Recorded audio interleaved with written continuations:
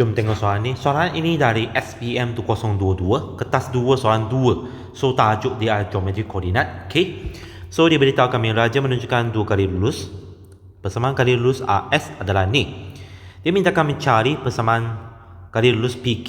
So kamu nampak ada tanda serenjang di sini. Okay. Sebelum tu kami tengok persamaan kali lulus AS dahulu. Y plus 2x plus 3 equal to 0. So kami susunkan jadi bentuk kecurangan.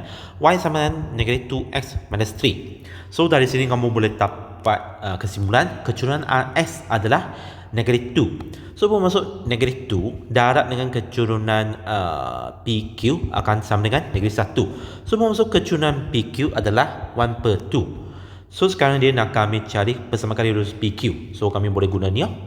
So bermaksud persamaan PQ, okay, y minus 1/2 equal to 1/2 x y plus 1/2 ini x plus x.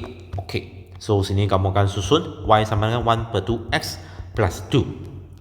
Okay, A2 koordinat Q. Koordinat Q tu adalah titik persilangan AS dengan PQ kan. So bermaksud sini kamu selesaikan secara serentak So y sama dengan 1/2x plus 2, y sama dengan negatif 2x minus 3, 1, 2.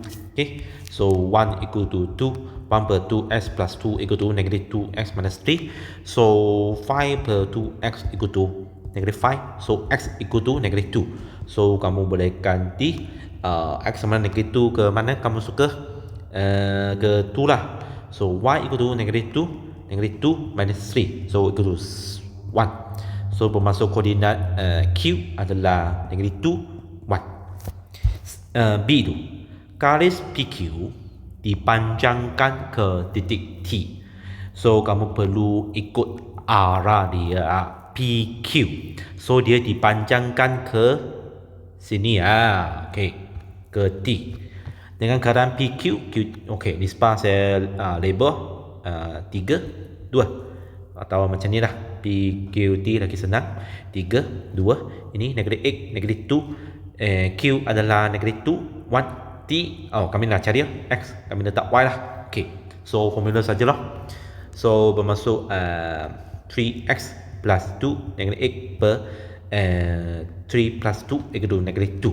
So bermaksud 3x tolak 16 sama dengan negatif 10. So bermaksud X sama dengan 2. Lagi 3y plus 2 negatif 2 per 3 plus 2 equal to 1. So 3y minus 4 equal to 5. So y equal to 3. So bermaksud koordinat T to 3.